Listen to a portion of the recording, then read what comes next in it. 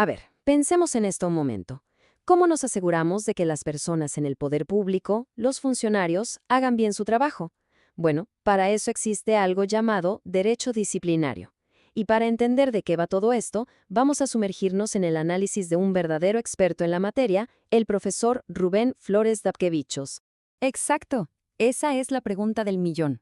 Cuando un funcionario se equivoca, o peor aún, comete una falta, entramos en el mundo, a veces muy enredado, del derecho administrativo disciplinario.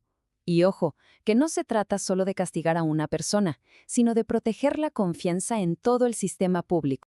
Y para guiarnos, qué mejor que la perspectiva del profesor Dapkevichus. Cuando él dice que este tema le es muy caro, se nota. No habla solo desde los libros, sino desde la experiencia de años metido en el barro, en la práctica real. Eso le da a su visión un valor, bueno, incalculable.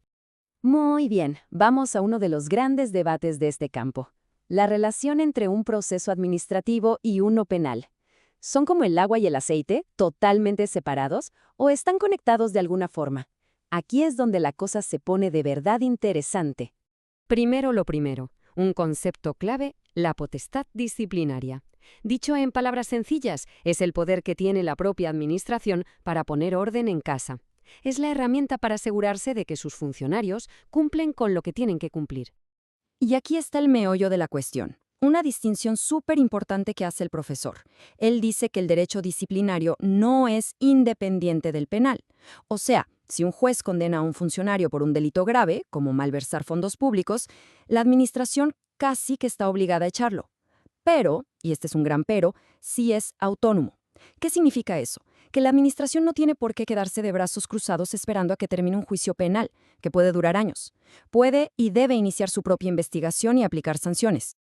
Y para que veamos que no hay una única receta, fíjense en esto. Cada país lo maneja a su manera. En Uruguay, por ejemplo, la administración actúa por su cuenta, con autonomía. En Argentina, la tradición era parar el proceso interno y esperar. Y en Chile, suelen mirar mucho lo que pasa en la justicia penal. Esto nos muestra que estamos ante un tema complejo y con diferentes filosofías detrás. Bueno, dejemos por un momento los grandes sistemas y centrémonos en la persona que está en el ojo del huracán, el funcionario acusado. Porque aunque estemos hablando de un proceso administrativo, hay derechos fundamentales que son sagrados y se tienen que respetar. Y aquí va una pregunta un poco provocadora, una de esas que desafía lo que solemos pensar.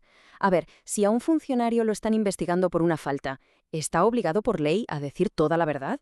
Pues, aunque suene raro, la respuesta en muchos sistemas legales es que sí, puede mentir. ¿Por qué? Porque a diferencia de un testigo, que sí está obligado a decir la verdad, el acusado tiene derecho a la defensa. Y ese derecho incluye la posibilidad de no decir nada que lo pueda perjudicar. Es una pieza clave del sistema. Entonces, el punto central es este. El sistema está diseñado con estas garantías. La carga de la prueba la tiene la administración, no el acusado. La persona investigada tiene derecho a no autoincriminarse, a tener un abogado y sobre todo se presume que es inocente. Decidir no hablar o incluso mentir no puede ser usado para abrirle un nuevo expediente. Sin embargo, y aquí viene una advertencia muy seria del profesor Dapkevichus, a veces se le busca la vuelta a la ley. Existe una práctica terrible que anula todos estos derechos de un plumazo, el llamado sumario encubierto. Es básicamente una trampa procesal. Primero, veamos cómo deberían ser las cosas. En un proceso justo y limpio, se investiga a un hecho, no a una persona. Se juntan pruebas y, solo cuando hay algo sólido contra alguien, se le notifica formalmente que es el acusado. Y ¡boom! En ese preciso instante se activan todos sus derechos. Abogado, derecho a callar, todo.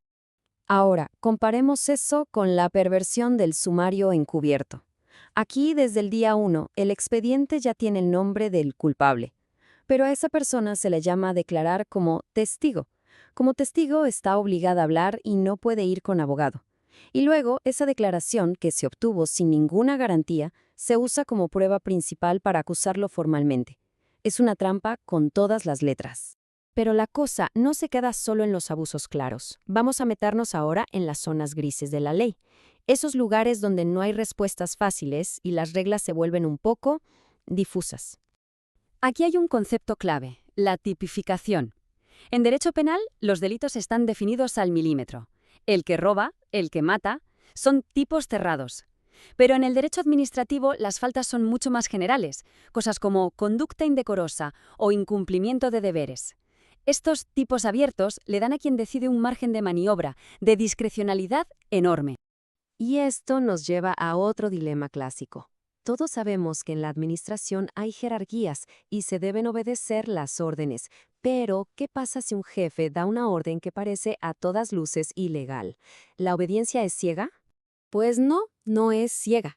La ley establece límites claros. Un funcionario no solo puede, sino que a veces tiene el deber de negarse a cumplir una orden si es manifiestamente ilegal, si viene de alguien que no tiene autoridad para darla o si va en contra de derechos fundamentales. Claro que definir qué es manifiestamente ilegal, bueno, esa es otra de esas zonas grises.